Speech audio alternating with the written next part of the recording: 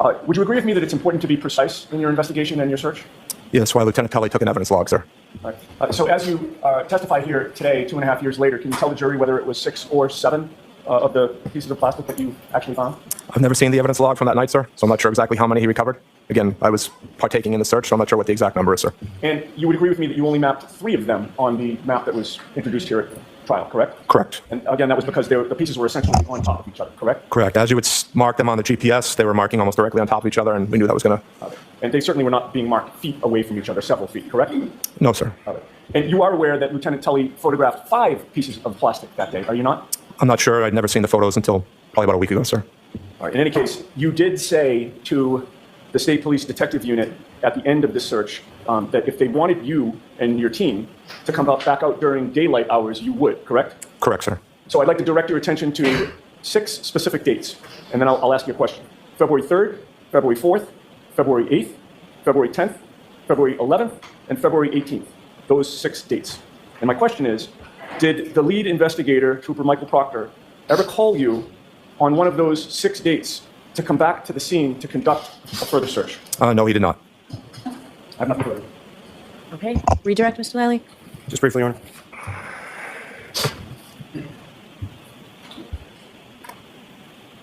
So, Lieutenant O'Hara, with respect to both yourself and Lieutenant Tully, as far as being dispatched, that decision comes from above both of your heads with respect to each of your units. Is that fair to say? That's correct, sir. Now, you were asked some questions about a daily journal. Can you describe for the jury sort of what that is or what kind of information would typically be kept in that? That would just be our day-to-day activities. We'll give a quick gist of what we're doing each day. Be more general than that doesn't get too thorough. Now, you had made mention during your testimony of some other documentation that would be more specific. Is that correct? Correct, sir. And what would some of those be, and how would that be more specific? That's a report that gets generated through our mission manager software, so it creates a little bit more detailed response. And are you familiar with an AVL? I am, yes, sir. And what is an AVL? It's the Geotab GPS on the cruiser's automatic vehicle locator system. And the vehicle that you were operating that day, was that with an AVL? Yes, it was, sir. And is that how you were able to tell the precise time of your arrival on scene? Correct, sir. As well as each member of your unit, is that correct? Correct, sir. Now, as far as the items and where they were, again, I just asked from the photographs that were marked as exhibits before, where the items were when they were located by members of your team, they were photographed as they lay, is that correct? Correct, sir. As they were discovered, they were photographed. So regardless of inches versus feet versus whatever distance it was, you didn't measure that, is that correct? We did not know, sir. But as far as where they were actually discovered or where they were recovered, they were photographed where they were when you found them, correct? Correct, sir. Nothing further. All right. All right, Lieutenant, you are all set, sir. Thank you, Your Honor. Thank you. Appreciate it. Need this journal back. Thank you. Mr. Yannetti, this is your paperwork, I believe. Thank you, Your Honor. All right, Mr. Lally, your next witness, please. Yes, Your Honor, the Commonwealth call Ms. Maureen Hartnett to the stand.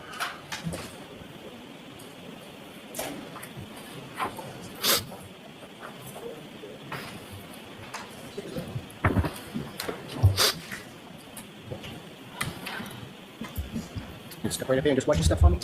Can you tell me, sir, the evidence that the court adjourned the case down here to the truth, the whole truth, and nothing but the truth, so help you God? Yes. Thank you.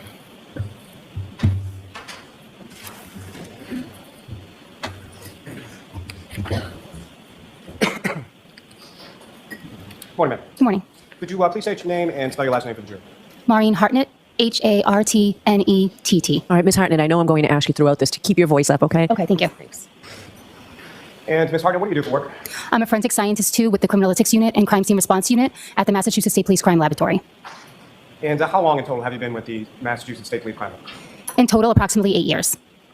And I'm going to ask you some questions, just a little bit about your educational background. Where did you go as far as your undergraduate was concerned? I have a Bachelor of Science in Biology from Bridgewater State University.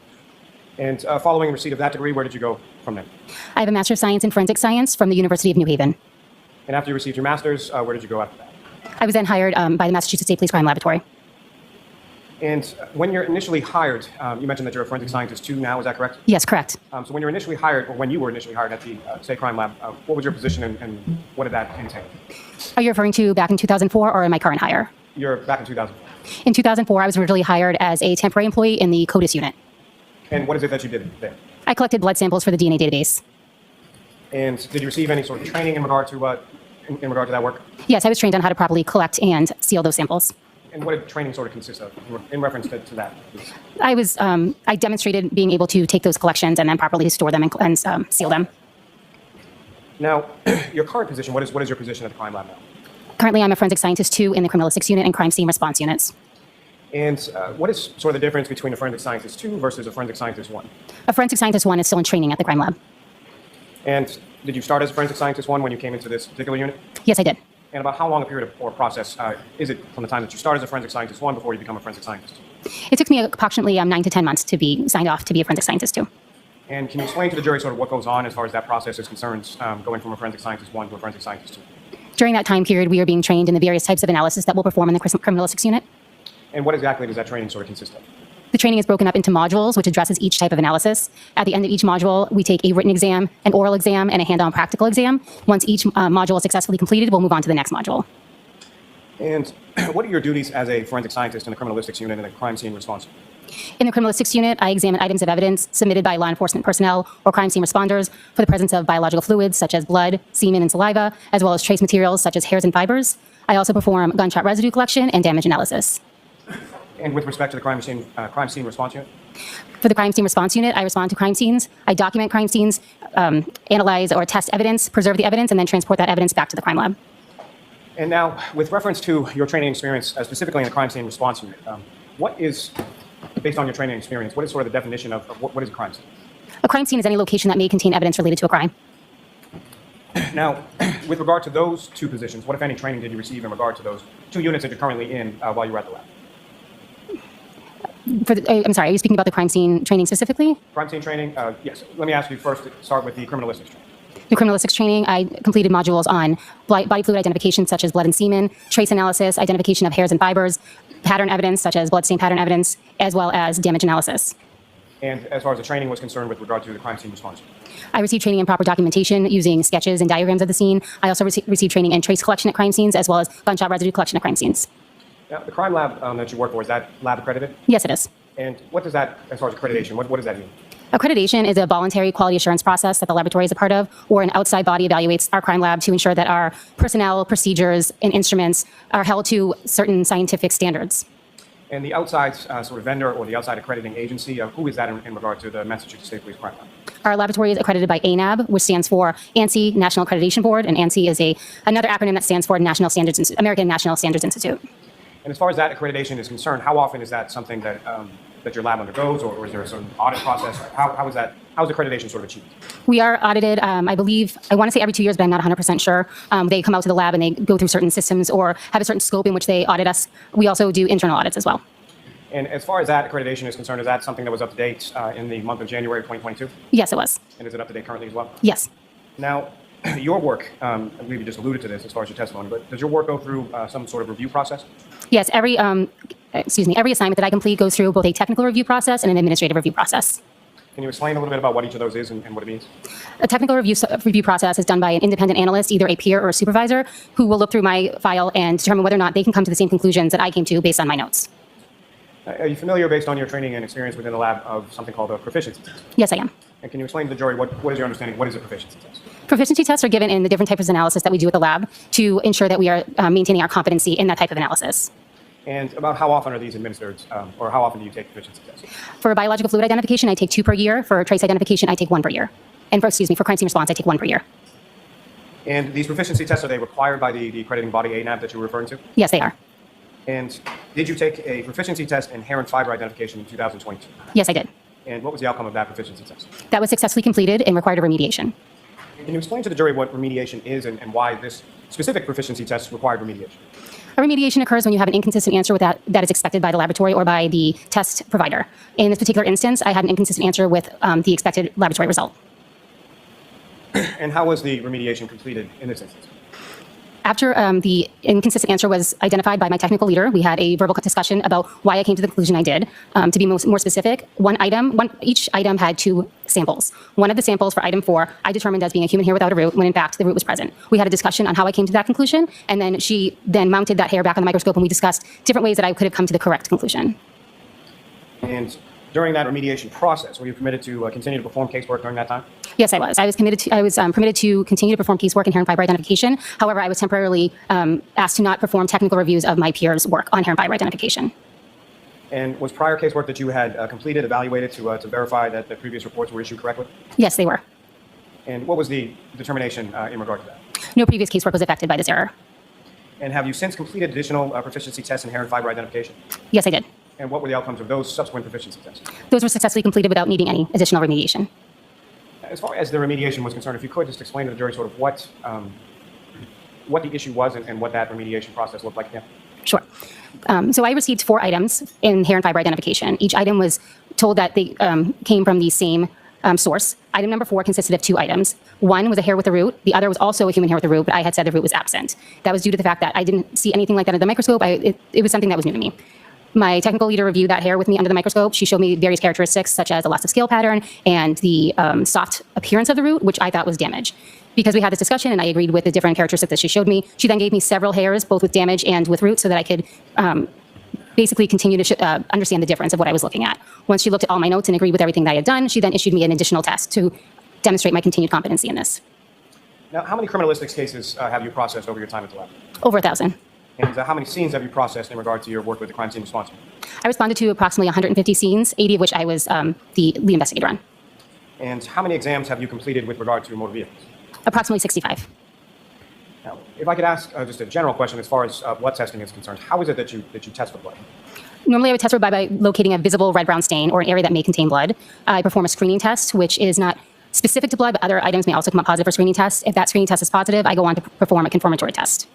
And as far as the screening test is concerned, can you explain to the jury sort of what it is that you do in performing that screening test? The screening test is a 2-step process. I take a cotton swab, which I apply sterile water to. I take that cotton swab and apply it to the area that I would like to test, and then I add my 2 chemicals to the swab. Depending on what type of screening test I perform, there'll be a color change, either blue or pink for blood. And with regard to the confirmatory test, can you explain to the jury sort of what does that consist of? If the screening test is positive, I'll go on to perform a confirmatory test, or again, a cotton swab is applied to the area of interest, or I may take a cutting depending on what the substance is. I then add a chemical to that cutting or swab, and then the liquid portion is added to a test card, something similar to a coded, if you've taken a COVID test or pregnancy test, the liquid is spotted at one end of the card and it flows up the strip. If there's 2 lines, it's positive. If there's 1 line, it's negative.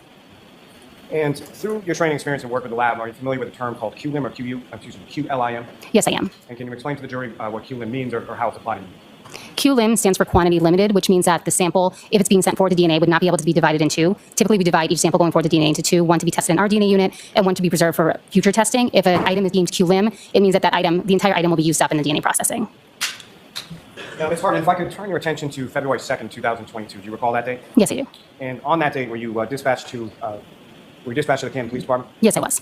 And do you recall approximately what time of day it was that you arrived at the Canton Police Department? I believe it was approximately 9 a.m. And when you arrived there, who, if anyone, beyond yourself from state police or other sort of personnel was present at the Canton Police? Trooper Proctor, Trooper Dunn, and Trooper Clark from Crime Scene Services Unit. And at some point subsequent to that, were there other members of the state police that arrived in that area as well? Yes. And was one of them a reconstructionist named Trooper Paul? I'm not sure what the name was. I do know that the reconstruction team did come on after I arrived. Now, where within the Canton Police Department were you directed to go, or where did you go? I was directed to the Canton Police Department garage. And when you got to the garage, what specifically did you observe there, and what, if anything, were you asked to do? I was asked to examine a black Lexus SUV. And did you then examine that black Lexus SUV? Yes, I did. And you made certain observations of that, is that correct? Yes, correct. Now, with respect to your observations that you made of the black Lexus SUV, was that memorialized in any way? Yes, I took notes as I was examining it. And you mentioned Trooper Clark as well, is that correct? Yes, correct. And is he from the Crime Scene Services section within the State Police Lab? Yes. And what, if anything, was he doing with reference to the black Lexus while you were making your observations or while you were conducting your work? I believe he was taking photographs. I don't know any other, I don't know what else he performed while he was there. And you may approach? Yes.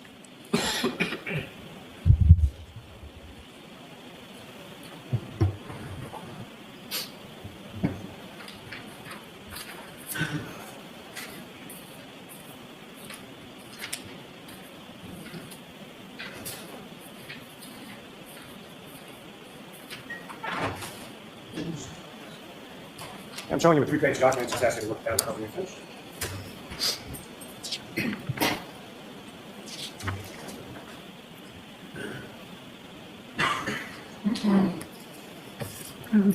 Do you recognize that document, ma'am? Yes. Or what do you recognize it to be? It looks like diagrams that I had taken at the scene. However, it appears to be missing some information. So as far as the notes that you took, they're not memorialized? Put Ian at the podium, please. Thank you. Ms. Harden, you were taking notes on those diagrams when you were at the Canton Police Station in the garage? Yes, I did. And that diagram that you have before you does not contain those notes, is that correct? That's correct. But as far as the diagrams that you had before you and that you were taking notes on, Those are the diagrams or a form of those diagrams. Yes, that's correct. And contained on that is certain information related to the vehicle. Is that correct? Yes, correct. Includes the make, the model, license plate number. Is that correct? Yes. And if you could just read from that form as far as what you reported as far as the make, the model, and the license plate number. The make is a Lexus. The model is LX570. The year was 2021. The registration is Massachusetts 3GC684. The VIN number is JTJF7AX1M434347. The exterior color is black. The interior color is tan. The registrant is Karen Reed, and the exam location was Canton PD Garage. Can I approach Jan, Your Honor? Yes. I'm also seeking to introduce in minutes.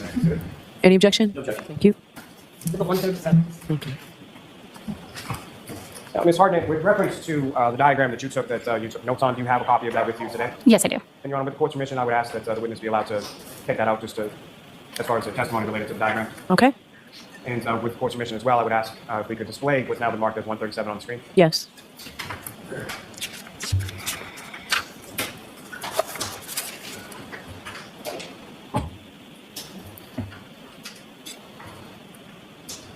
And Ms. Hartnett, before you leave on that desk in front of you, there should be a laser pointer. Yes. Just click on the button there and point at the screen if I or anyone asks you to do so with reference to the screen.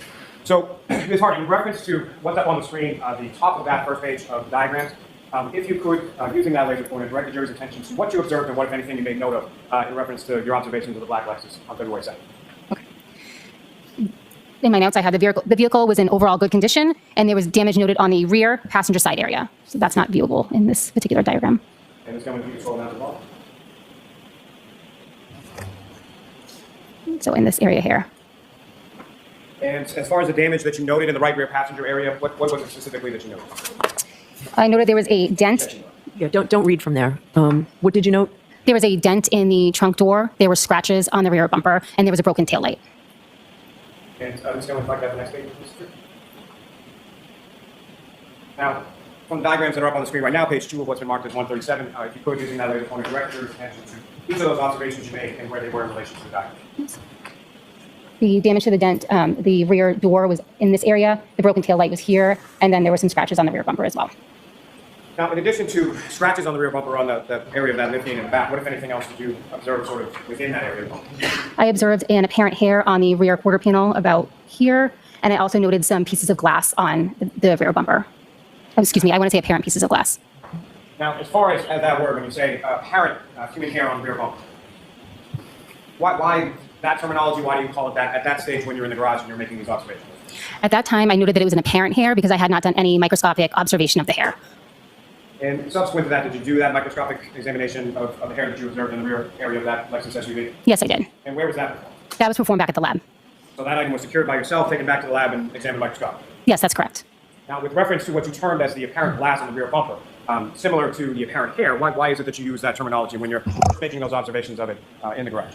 I did not have any confirmation that it was glass. We refer to it as apparent glass and preserve it for the trace unit. And when you say reserved it for the trace unit, if you could, just in general terms, describe to the jury what the trace unit is and what is it that they do as far as their analysis in relation to what you do. Certain items will be examined in the trace unit for identification. So the criminalistics unit does not perform glass identification. That would be done in the trace unit. They also will look at other items such as plastic and hairs, but I'm not comfortable going into the analysis that they perform. I don't have the details on that.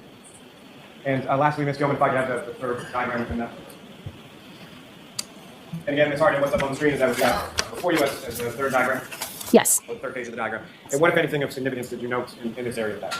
I noted the items that were located within the vehicle. There were some boxes on the back seat of the vehicle. There was also a package in the vehicle and some clothing and miscellaneous items in the trunk. Now, as far as the items that were contained within the trunk, how high up were they?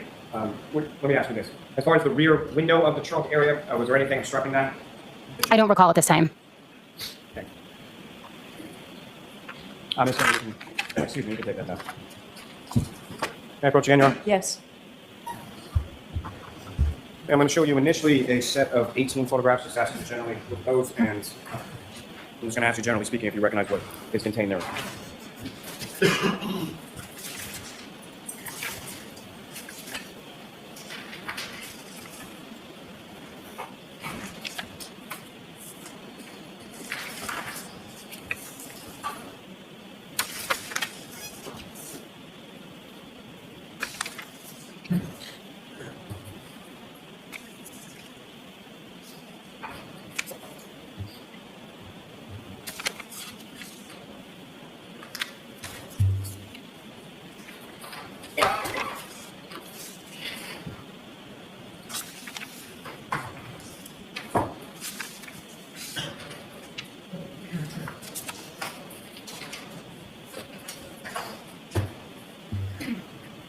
And ma'am, do you, generally speaking, do you recognize what's depicted in those photographs? Yes, I do. And what do you recognize those to be?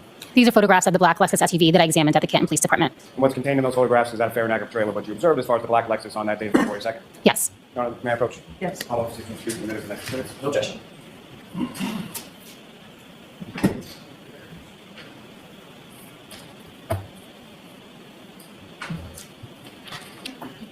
Your Honor, if I may, I don't mean to. So Madam Court Reporter needs to, I understand. So all I'm asking, Your Honor, is if I may approach just to show a couple more photographs while the court reporter is recording so that the witness may review them. We're done. If anyone speaks before I'm done, it won't be on record.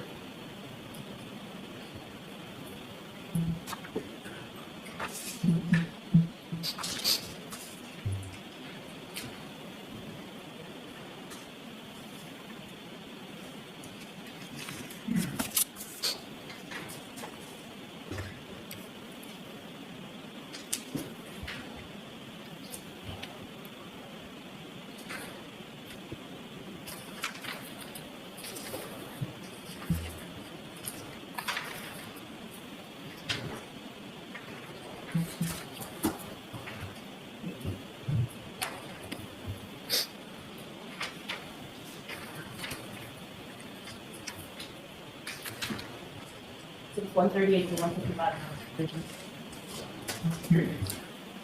Thank you very much.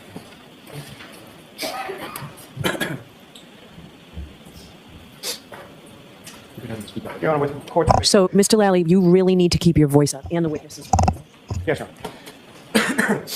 Your Honor, with the court's permission, may I publish those photographs that have now been marked for the jury? Yes. And Ms. Gilman, if I could start with 2498.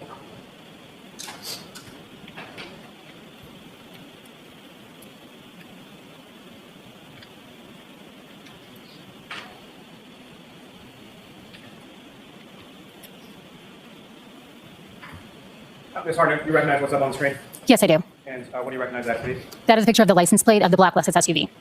And if I could have the next photograph, Ms. Gilman, 2499. Again, do you recognize what's up on the screen, Ms. Hartnett? Yes, I do. And what do you recognize that to be? That is the front end of the Lexus SUV. And Ms. Gilman, next photograph, 2500. Again, you recognize what's up on the screen is this exhibit 140. Yes, I do. And what do you recognize within this? It's the exterior of the Lexus SUV. And as far as this is inside of the garage of the Canton Police Station, is that correct? Yes, that's correct. In addition to the vehicle, is this a fair and accurate portrayal of what the inside of the garage looked like when you were there that day on February 2nd? Yes. And if I could have the next photograph, that's going 2501. And again, do you recognize what's up on the screen there? Yes, I do. And which part of the vehicle are we looking at in this photograph? Looks like the front passenger side of the Lexus SUV. And the next photograph is filmed in 2502. And do you recognize what's depicted in this photograph as well? Yes. And which side of the vehicle are we looking at this point? The driver's side. And Ms. Gilman, if I could have 2505. And do you recognize what's in this photograph, Ms. Hartnett? Yes, I do. And what do you recognize this? That's the rear driver's side of the black Lexus SUV.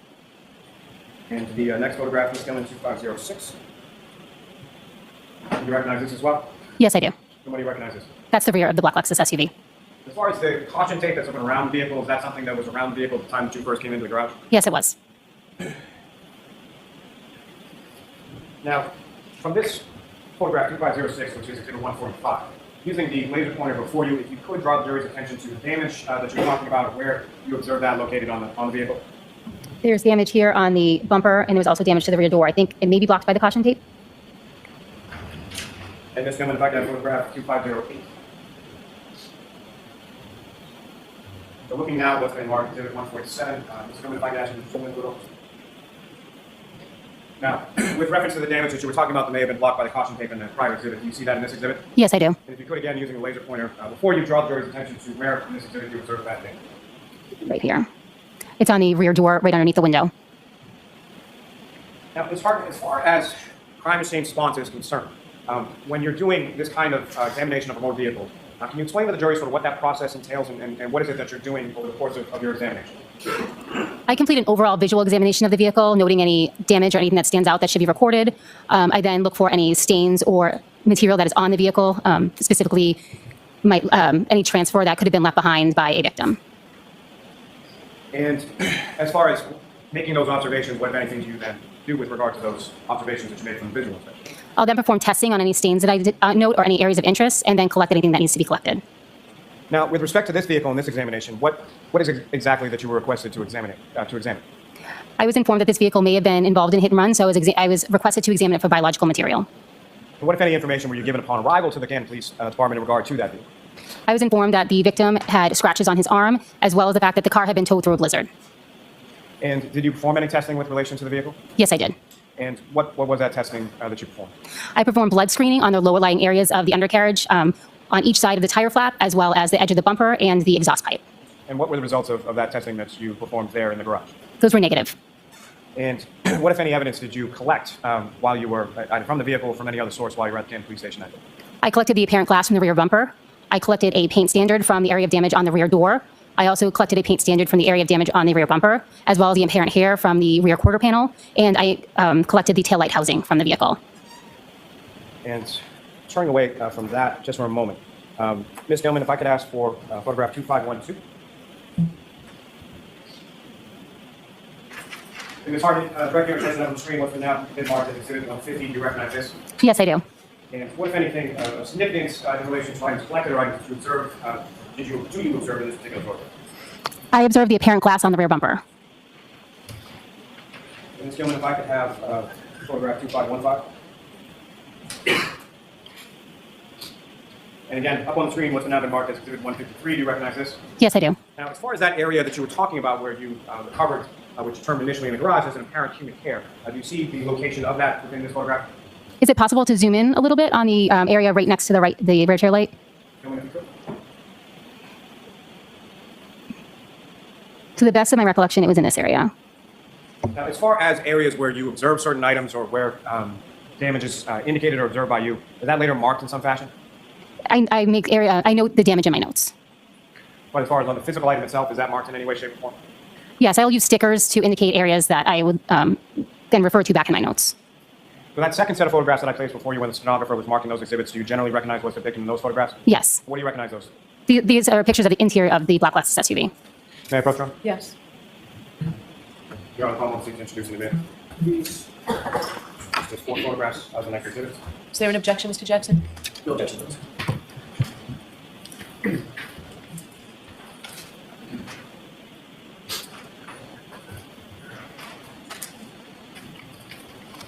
One 56 to 159.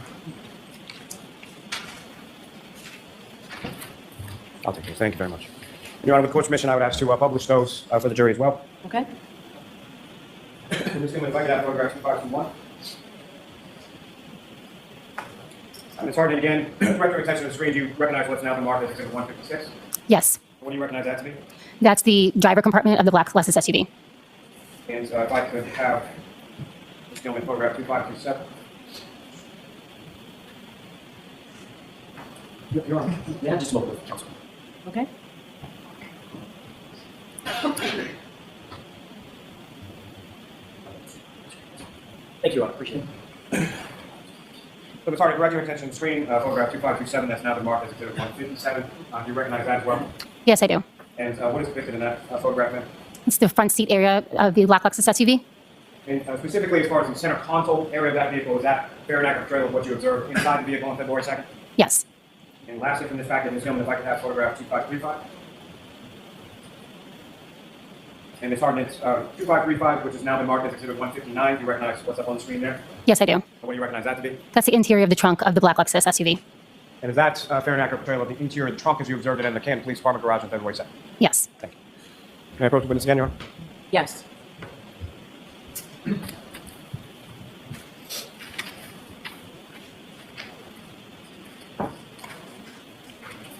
I'm showing another series of 9 photographs. Again, you can actually look at those and look up when you're finished. But really, what I'm going to ask you is, do you recognize what's depicted in this?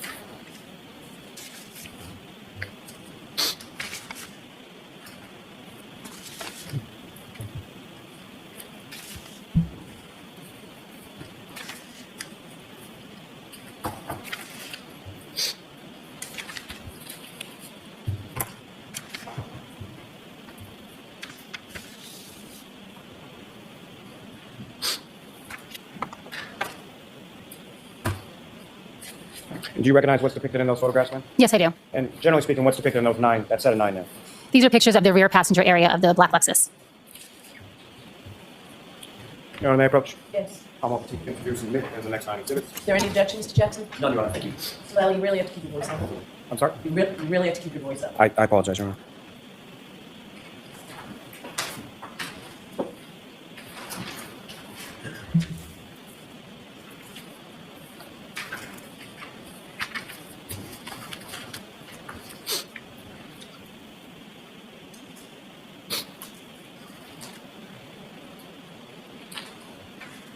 One 160 and 166 on. 167. 168.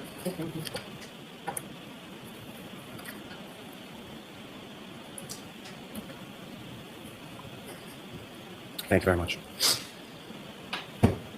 Your Honor, with court's permission, may I publish portions of this for the jury as well? Okay? Ms. Gilman, if I could have photograph 2539. Sorry, what's up on the screen is photograph 2539. That's now been marked as exhibit 160. Do you recognize that? Yes, I do. And what do you recognize that? That's the rear passenger area of the black Lexus.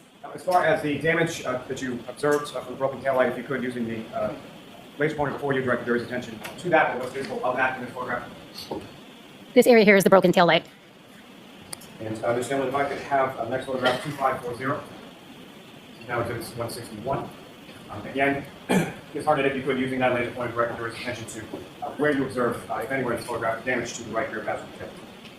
There's damage in this area here to the rear tail light. From the damage that you observed, it essentially wraps around from both the back and from the passenger side of the vehicle. Is that correct? Yes, that's correct. And Ms. Gilman, if I could have photograph 2554.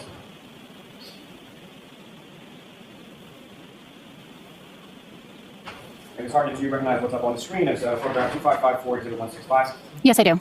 And talking before, in earlier testimony about some stickers or some sort of evidentiary marker that you would put on an item that you're examining, correct? Correct. And you see any of that in this photograph here? Yes, I do. And could you direct the jury's attention using a laser pointer to where you observe that and what, if any area of damage or what that's denoted? There's a sticker here, and I know you can't see it. I don't know if you can zoom in. You good, Ms. Gilman? There's a letter on the sticker, I believe it's A, that denotes that there's something there that I was going to collect. And right next to that sticker here is the apparent hair that I noticed. Ms. Gilman, if I could have photograph 2558. 2556. And similarly, Ms. Harden, do you recognize anything in this photograph in regard to something that you had marked? Yes, that's the rear bumper of the SUV. And Ms. Gilman, if you could zoom in a little on that placard. Okay. And Ms. Harden, in this photograph, what if anything is depicted that you've noted something to sort of flag or further examine that later? There's pieces of apparent glass here on the bumper. May I approach the witness again, Your Honor? Yes.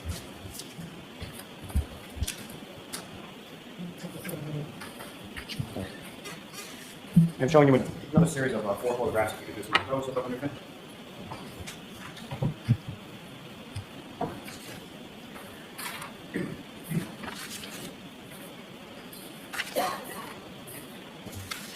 Do you recognize what's depicted in those photographs, ma'am? Yes, I do.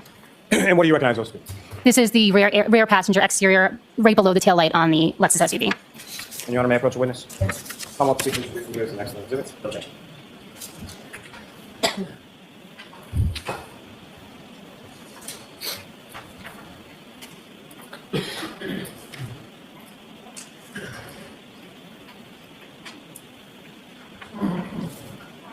It's 169 to 172.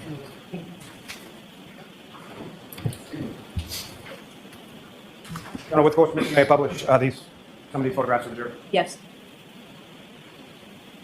Ms. Gilman, if I could have photograph 2573. Ms. Harden, again, photograph 2573, what's now marked as exhibit 169. Do you recognize what's depicted in this? Yes, I do. And if you could explain to the jury sort of what we're looking at in this photograph? This is the area of the rear passenger side of the vehicle just below the taillight. And Ms. Gilman, if I could ask sort of towards the top center of that photograph, if you could zoom in on that area. Ms. Harden, do you observe another sort of sticker or placard that you place in that area? Yes, I do. And what, if anything, is that in reference to? I'm sorry, I can't see what the letter is on it, so I'm not sure what that's in reference to. If I could ask Ms. Gilman. So, Mr. Lally, when you put your head down to read, your voice goes down considerably. We can't get a recording of your voice, so you need to speak up. Understood. Ms. Gilman, if I could have photograph 2576.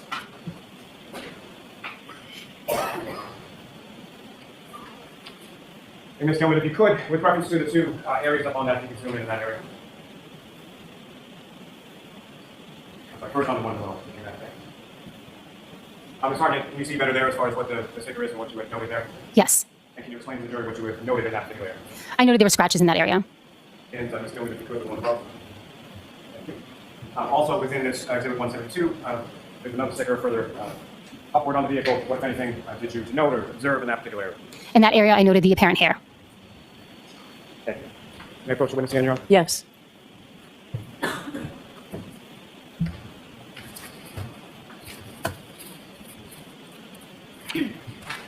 Another series of photographs of this asking the same question. If you could take a look at those and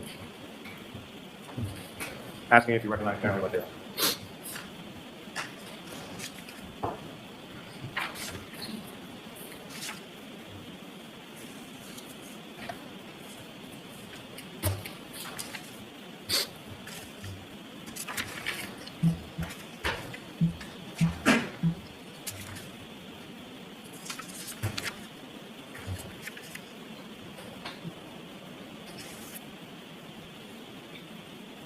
Next question, Mr. Lally. I'm sorry, Your Honor. May I approach? Yes. I'm going to call on to introduce the witness the next exhibits.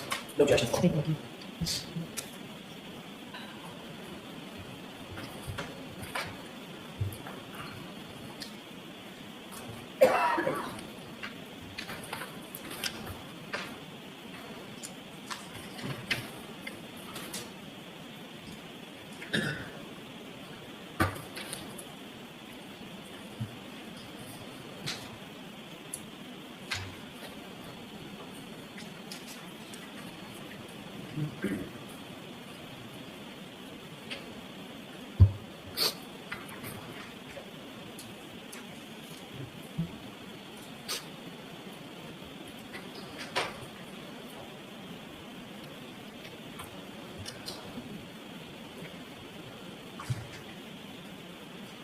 One 173 through 186 now. Thank you. Thank you very much. Your Honor, with the court's permission, I'd ask to publish some of those photographs to the jury as well. Yes. Ms. Gilman, if I could have 2558.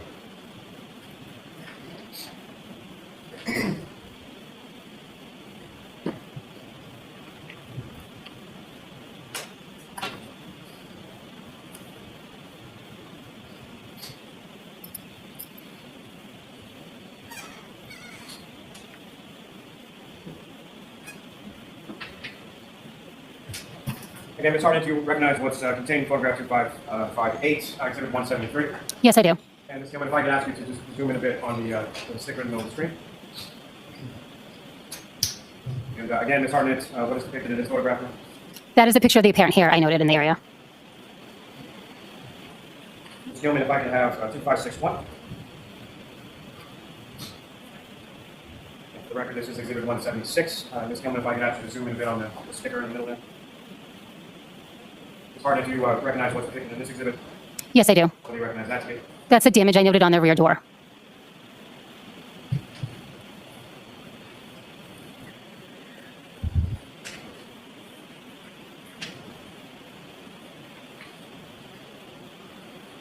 Thank you. Your Honor, may I approach the Yes. witness?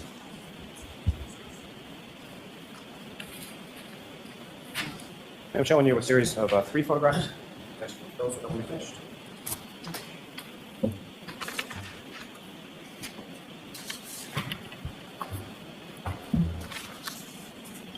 And do you recognize those, ma'am? Yes, I do. And what do you recognize those to be? These are photos that I took of the taillight housing back at the lab. And what contained in that, those 3 photographs, is that a fair and accurate portrayal of the taillight housing once you had removed it and taken it back to the lab? Yes. May I approach Your Honor? Yes. I'm going to introduce the witness next to exhibits. No objection. Thank you.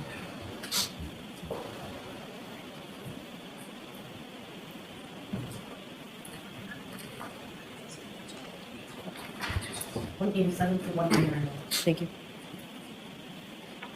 Thank you very much.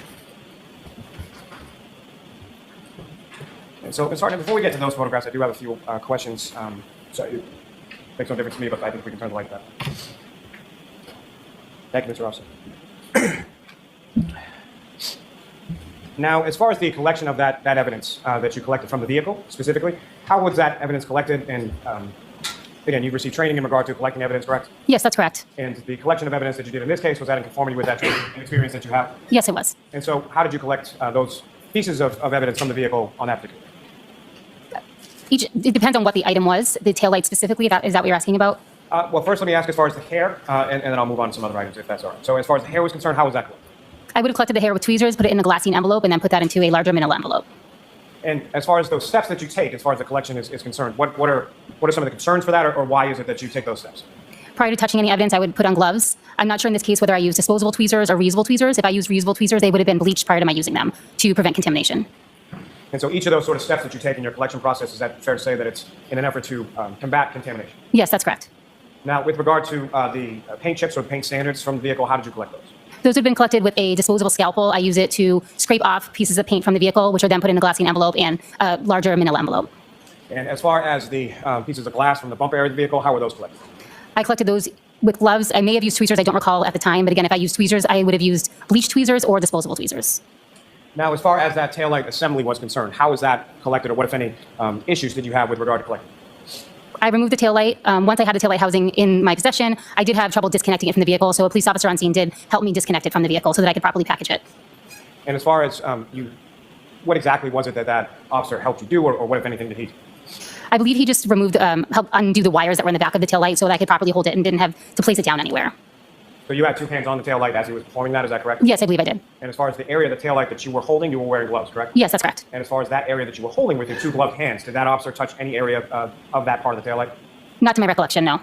And do you recall whether or not that officer was wearing gloves himself when he disconnected that wiring? I don't recall. Now, as far as once you removed that taillight from there, what, if anything, did you do with the taillight there? I put it into a brown paper bag and then transported it back to the lab where I then properly secured it in a box with added cushion from additional paper to ensure that no additional damage was done. Now, with respect to your time at the Canton Police Station, were you presented with any additional evidence by any officers from the Canton Police? Yes, I was. And what were those items?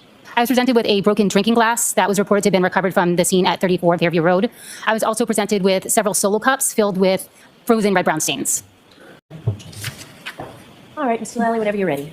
Thank you, Your Honor. Good morning, ma'am.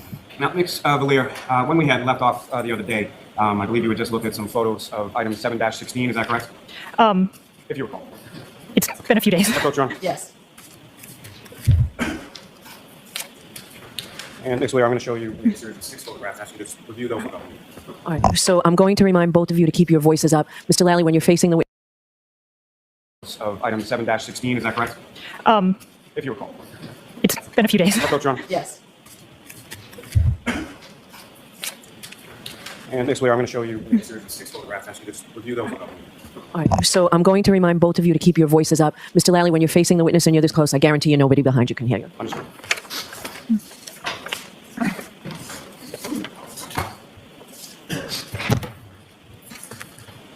And Ms. Valier, do you recognize what's in those photographs? Yeah. And what do you recognize those to be? Photos I took of item 7-16. May I approach the witness, Your Honor? Yes. Your Honor, the call will seek to introduce in a minute. Exhibits. May I see them, please?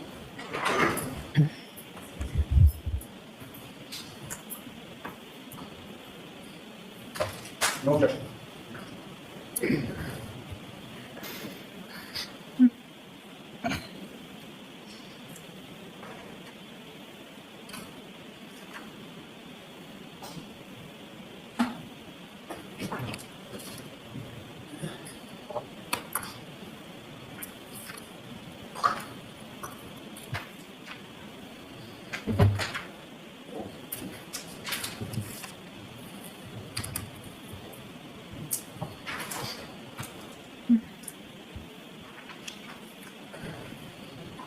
Your Honor, for the record, those are exhibits 332, 333, 369, 370, 371, and 372. Thank you. Yes, 332 and 333, which skip over. Thank you. Thank you, Your Honor. With the court's permission, may I have those published for the jury? Yes. And Ms. Gilman, if I could have photograph 2059. Yeah. And Ms. Valier, do you recognize what's up on the screen is that photograph, which is now marked as exhibit 332? Yes. Is that one of the items from 7-16 next to the ruler with the measurements corresponding to that item? Yes. And Ms. Gilman, if I could have photograph 2081.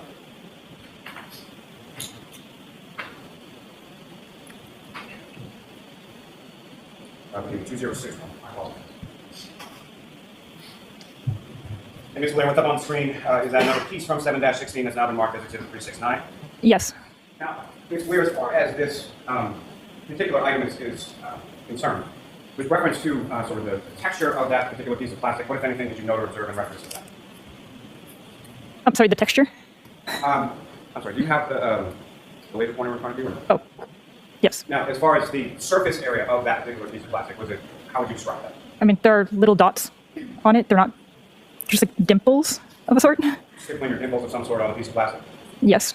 And as far as those stipplings or dimples on the piece of plastic, were those flush with the rest of the plastic? Were they raised a little bit? How would they sort of configure? I don't recall. And Ms. Gilman, if I could have photograph 20. Forgive me, Your Honor. 064. And again, Ms. Blair, what's up on the screen is now been marked as Exhibit 371. Do you recognize that? I do. And that is another piece next to a ruler, essentially memorializing its measurements from item 7-16. Is that correct? Correct. Thank you. Your Honor, may I approach the witness? Yes.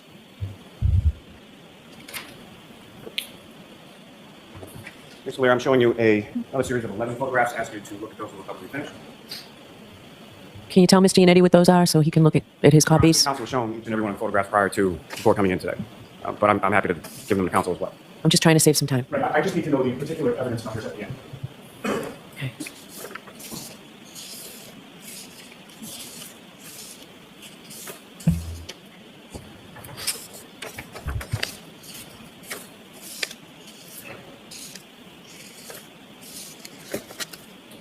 Do you recognize those? I do. And what do you recognize those to be? Photos that I took of item 7-16. So additional items contained within item 7-16, is that correct? Yes. And what's contained in those photographs, is that a fair and accurate portrayal of what you observed during the course of your examination and analysis in regard to item 7-16 in this case? Yes. Thank you. Your Honor, Commonwealth will seek to introduce in a minute the next 11 exhibits. Any objection? I'm not going to have an objection, but again, I just need to know what numbers.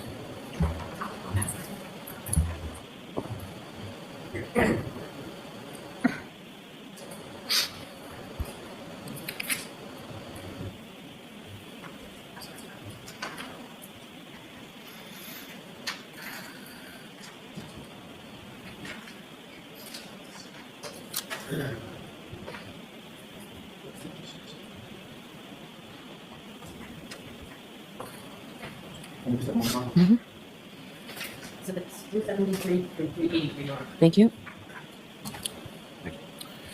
And Your Honor, with the court's permission, if I could publish some of the photos from this packet for the jury. Okay.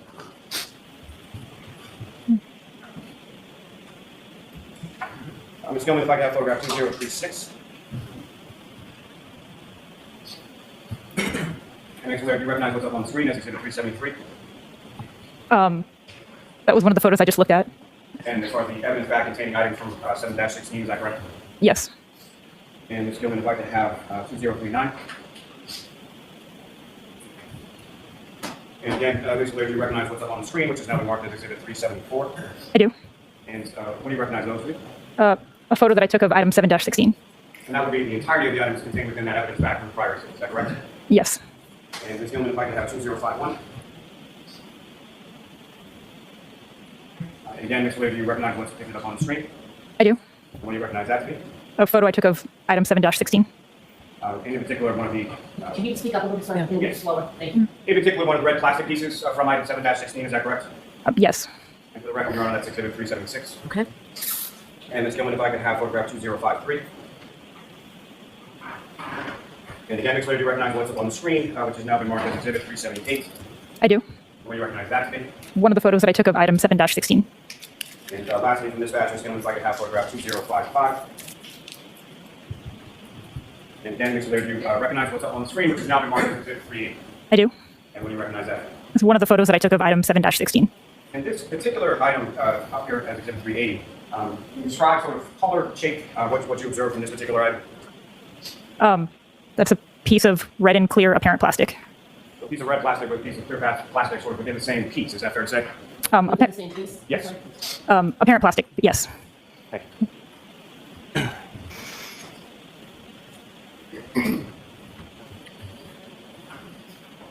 Now, Ms. Blair, if you could describe for the jury again, just as far as the process that Can we you- put the lights on, Mr. Lally? Yes, I'm sorry. My apologies, Ron. No, it's okay. Thank you. Mr. Lear, if you could explain to the jury again sort of the process that you undertook as far as these various pieces from these various evidence item numbers. What was the process that you undertook as far as doing your comparison? So first of all, everything is documented. Each item is documented separately with photographs, notes. I put a label with the case number, item number, and then A, B, C, etc. If there are multiple pieces in it, a label on each piece. I look at the photos to see if there are any similarities, dissimilarities, to see if there are any potential pieces to compare. And then if I do think that there are pieces that could be compared, I'll open those items, keep them all separate, and then look at them in real time to see if it does actually look like they could be consistent before I bring them close together. And if it still looks like they could be consistent, then I'll bring them together to see if there is an actual mechanical fit, and then I'll document that and look at it under the stereo zoom. And the device or the instrument that you're looking at, again, could you describe for the jury again what that is? So the stereo zoom is also called the stereo microscope. It's a microscope that is on a stand, so you can put larger pieces of evidence underneath it. Now, as far as that initial sort of looking at things together, are you doing that, how are you sort of organizing that? Is that by item number, by color, or by something else? I did this by color because it seemed the easiest way to organize all of these pieces. And then within the individual item number, say just randomly 7-15, for example, are you looking at that, if there's multiple pieces within an item, are you looking at the consistency within the item prior to looking, sort of crossing between 715 and 716? Is that the process? Sorry, could you repeat the question? Very long question, very confusing, my fault. So as far as the comparison is concerned, are you looking solely within an item? So if an item has multiple pieces, are you comparing just those pieces within that item first? As part of my initial examination, I'm documenting that item. If there are multiple pieces, I'll compare those pieces first. And then if there are any pieces that are consistent, are you then cross-referencing that item's pieces with pieces from a different item? Yes. Your Honor, may I approach? Yes.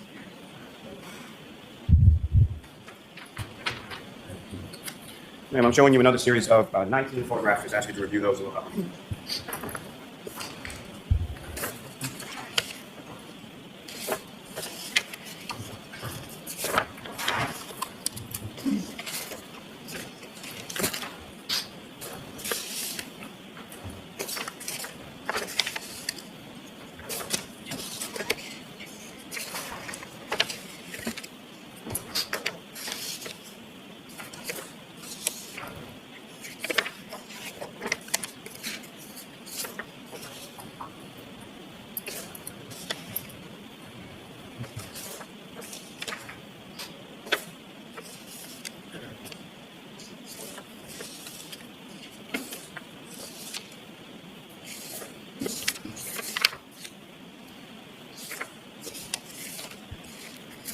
And do you recognize what's contained in those photographs, Ms. Hilaire?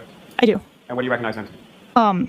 These are photos from my case of either within the same item that had a mechanical fit that I'd then taped together, or of mechanical fits from between different items. May I approach, Your Honor? Yes. I'll move to seek to introduce in the minutes the next exhibits. No objection, but have I seen those yet? This morning? Right. I was going to hand them to you after they were marked. That's fine.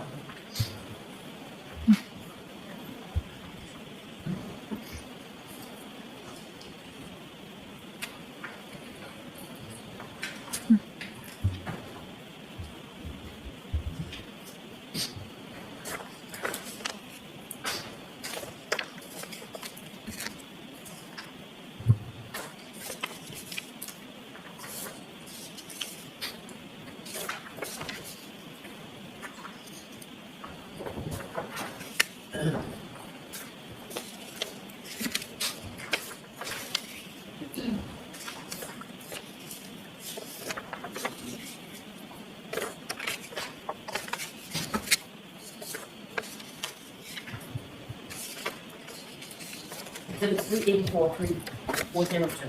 Thank you.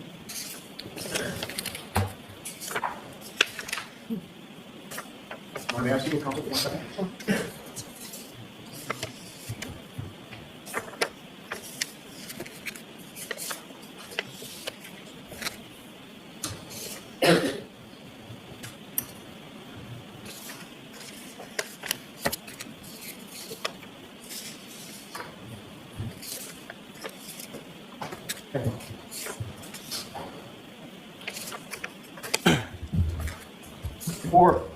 you get to the photos, Mr. Laird. If I could just ask, as far as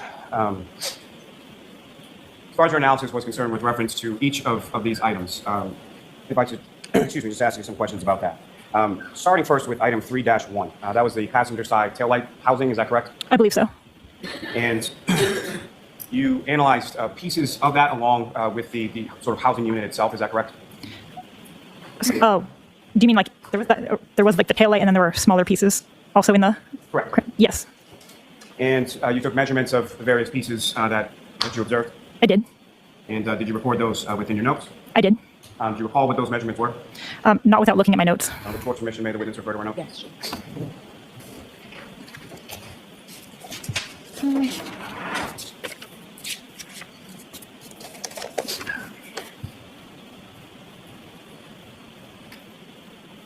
Your witnesses are Mr. Allen. And what were those measurements? Do you want all of them? Just in yes. I mean, first starting with reference to the taillight housing assembly. Okay, so the taillight I called piece A in this case, and it measured approximately 14 inches by 9 inches by 8 1/4 inches.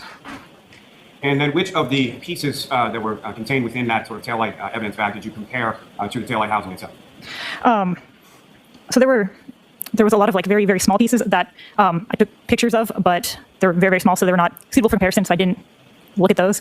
There were some larger pieces that I did that were suitable for comparison, so I did look to see if they fit in with piece A. And with regard to that analysis of whether or not they fit in with piece A, which of those pieces did you find did fit? So amongst item 3-1, let's see. Here, sorry. Yeah, sorry. Piece A and piece B fit together mechanically, and then piece A and piece F fit together mechanically. F is in Frank. F is in Frank, yes. It may be pretty apparent, but if you could, Mr. Laird, just expound upon what you mean when you say they fit together mechanically.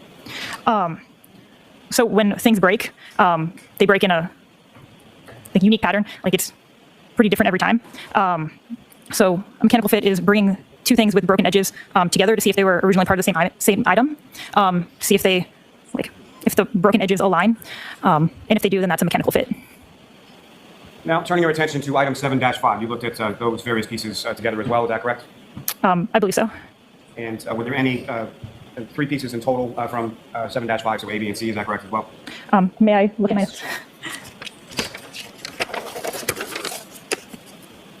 my? Yes. And what, if any, match did you find with within item 7-5? There were no mechanical fits amongst those 3 items, or 3 pieces of the item.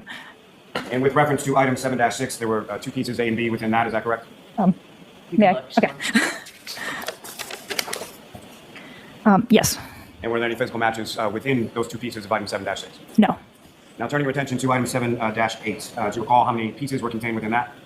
If I may look at my. There were 14 pieces. And of those 14 pieces, they were each compared to each other. Is that correct? Correct. And what, if any, mechanical fit did you find between the pieces contained within 7-8? So pieces C and D were found to fit together mechanically, and then pieces E and F were found to fit together mechanically. May we approach, please? You.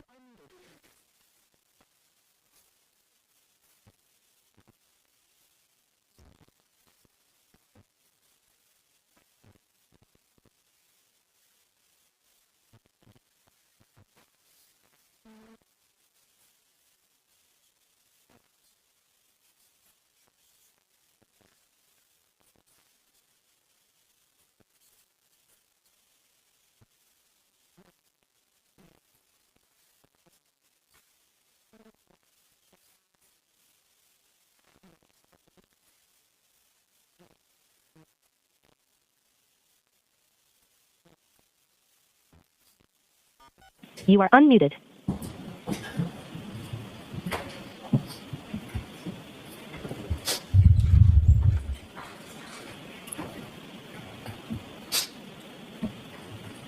Mr. Laird, turning your attention to item 7-9, you analyzed 3 pieces from that. Is that correct?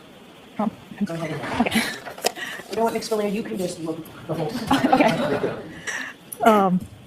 Sorry, could you repeat your question? How many pieces were contained again within item 7-9? 3 pieces. 7-9. Yes. 3 pieces. And what, if any, physical matches did you find contained within that item 7-9? There were no mechanical fits. And with reference to 7-10, how many pieces? 1 piece.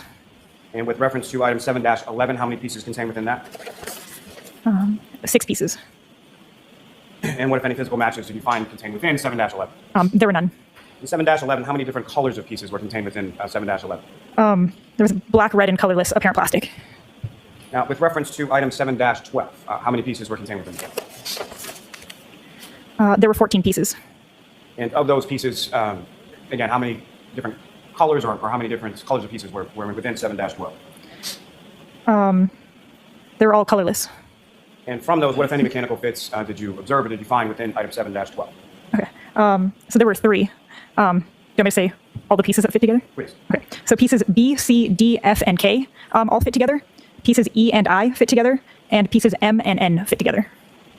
Now, turning your attention to item 7-13, how many pieces were contained within item 7-13? 3 pieces. And how many different colors of items were contained within 7-13? It was red and black apparent plastic. What, if any, physical matches did you find within item 7-13? There were none. Turning your attention to item 7-14, how many pieces were contained within that? There was 1 piece. And what color was that one piece? It was colorless. And turning your attention to item 7-15, how many pieces were contained within that? There were 8 pieces. And as far as those 8 pieces, how many items were of different color? What color were they? They were red and colorless apparent plastic. And of those 8 pieces, what, if any, mechanical fits did you find within that? So piece F and piece H were found to fit together. And turning your attention to item 7-16, how many pieces were contained within 7-16? There were 7 pieces. And of those 7 pieces, what, if any, differences in color were the 7 pieces within 7-16? It was red and colorless apparent plastic. And of those pieces, what, if any, mechanical fits did you find within 7-16? So pieces A, C, and D fit together mechanically. Now, with reference to those pieces, once you did those inspection from or analysis from the individual items, what, if anything, did you do with those individual items with reference to the taillight housing? So before even comparing it to the taillight, I compared all of the questioned items to each other. So that's the 7-5 to 7-19 to see if any of those pieces would fit together. And amongst those, I was able to make 5 larger pieces that I called piece 1 through piece 5. And of those larger pieces, which of those larger pieces were you able to mechanically fit together prior to comparing them to the taillight housing? Sorry, can you? From your analysis of those larger pieces and analyzing them together with other larger pieces, what, if any, opinions did you draw? What, if any, conclusions did you come to as far as your analysis of those pieces? So for the larger pieces amongst the different items that fit together mechanically, I can see that those items were once a part of the same unit.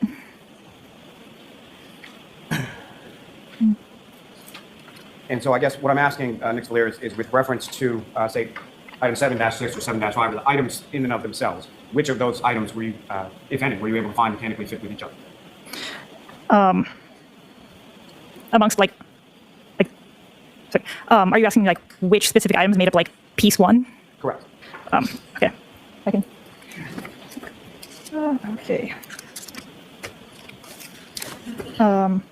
Okay, so piece 1 contained pieces from items 7-5, 7-8, 7-10, 7-11, 7-13, 7-15, and 7-16. And then, so based on their mechanical fit, what, if any, conclusion did you draw in reference to those several items? That those specific pieces from all of those items were at one time together as part of a larger unit. And then, what, if any, comparison or analysis did you do of items between item 7-15 and item 7-16? So pieces from item 7-15 and 7-16 were part of piece 1. I could look through my notes and see if they're a part of any of the other pieces that I fit together. With the court's permission. Okay.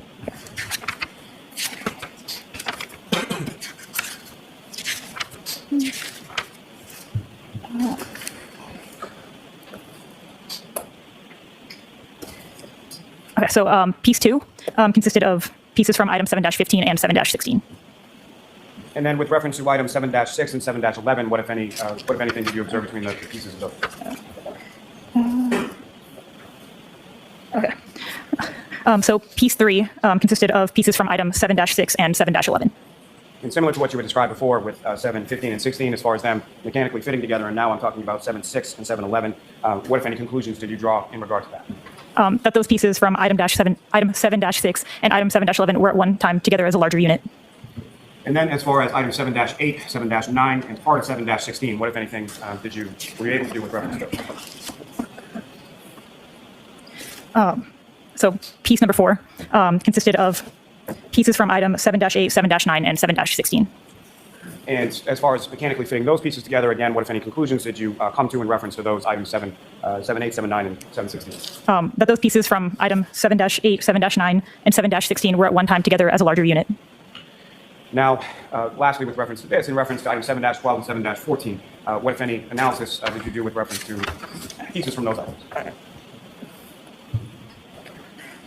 Sorry, which item? 7-12 and 7-14.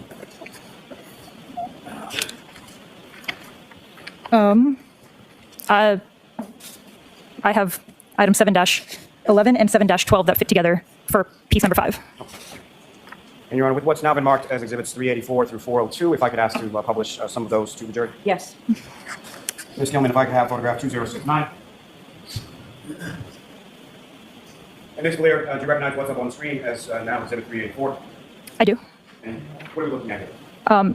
Within item 7-16, those are pieces that were mechanically fit together. And Ms. Gilman, if I could have 2096. And Ms. Blair, do you recognize what's now been marked as exhibit 386? I do. And what do you recognize that to be? So that is what I called piece 1. So the piece that is made up of apparent plastic pieces from many of the different items. And Ms. Gilman, if I could ask you to just zoom in a little onto the middle of that photograph. What exhibit number is this, Mr. Lally? Yes, Your Honor, this is 386. And from sort of this zoomed in version of 386, Ms. Blair, are you able to now see some of the stickers or the units stickers that you put labeling each of these pieces? Yes. And if you could just use the way to point out the attention where those pieces in this photograph. So these labels right here are the labels that I put on each piece individually when I initially examine it. So all of the little white labels. And Ms. Gilman, if I could have 2097. Ms. Blair, do you recognize what's up on the screen, what's now been marked as exhibit 387? I do. What do you recognize that to be? That's still piece 1. It's just from a different angle. Ms. Gilman, if I could have 2101. And Ms. Blair, do you recognize what's up on the screen now that has been marked as exhibit 390? I do. What are we looking at here? That's still piece 1 from another photo taken from another angle. And Ms. Gilman, if I could have 2103. And Ms. Blair, do you recognize what's up on the screen, which is now been marked as exhibit 392? I do. What are we looking at as exhibit 392? That is another angle of piece 1. Ms. Gilman, if I could have photograph 2107. Ms. Blair, do you recognize what's up on the screen, which is now been marked as exhibit 395? I do. And what are we looking at in exhibit 395? May I look at my notes? Sure. Okay.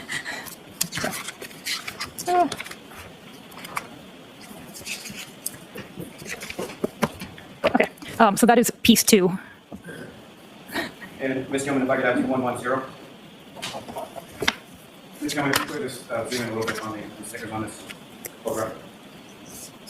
And Ms. Blair, do you recognize what's up on the screen, which is now marked as exhibit 398? I do. What do you recognize that? That is piece 3. And Ms. Gilman, if I could have photograph 2111. And Ms. Gilman, if you could zoom into the stickers. Thank you. Ms. Blair, do you recognize what's up on the screen, which is now marked as exhibit 399? I do. And what do you recognize that to be? That is piece 4. And Ms. Gilman, if I could have photograph 2113. Again, if you could zoom in just a little. And Ms. Blair, do you recognize what's up on the screen now that's been marked as exhibit 401? I do. What do you recognize that? That is piece 5. Thank you. Your Honor, may I approach? Yes. So, Ms. Blair, earlier I'd put before you another 23 photographs. Do you recognize what's depicted in those 23 photographs? I do. What do you recognize that to be? That's comparisons between item 3-1 and piece 1. And item 3-1 again was the tail light, is that correct? Correct. Your Honor, with course, Commonwealth would seek to introduce and admit as the next exhibits. Okay.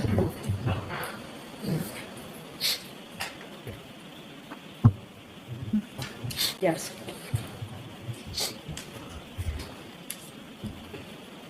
Ms. Gilman, if I could have photograph 2156.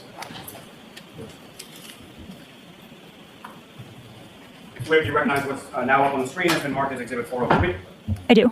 And what do you recognize that to be? That's one of the photos comparing item 3-1 and piece 1.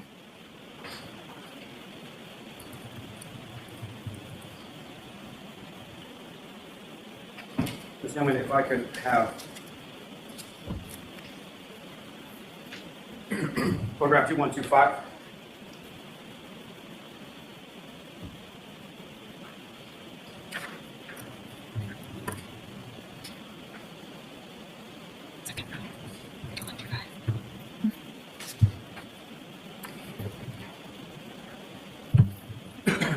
And Ms. Blair, do you recognize what's up on the screen, which has now been marked as Exhibit 411? I do. And what do you recognize that to be? That's the contents of item 3-1. And that's prior to you. At what stage of this analysis or comparison process is that? So that's when I initially looked at item 3-1. Okay. All right, if I may have a moment. Yes.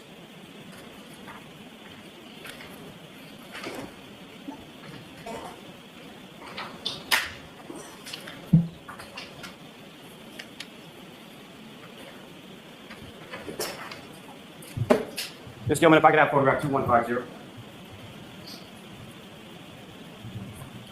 And Ms. Blair, do you recognize what's up on the screen, which has now been marked as Exhibit 431? I do.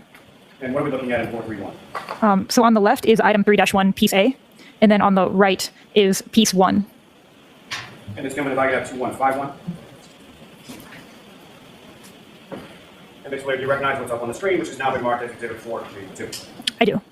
What are we looking at in 432? That is piece 1 on top of item 3-1 in mechanical fit. Is that the mechanical fit that you were talking about earlier in the testimony? Yes. Thank you. Ms. Gilman, you can take that down. Understood. Thank you. So, Ms. Blair, in reference to those items that you testified to earlier in item 3-1, the taillight housing, what, if any, conclusions regarding those items as far as the physical match? What, if any, conclusions did you come to? That item 3-1 and the pieces that make up piece 1 were at one time together as a larger unit. Thank you very much. I have no further questions. May we approach now?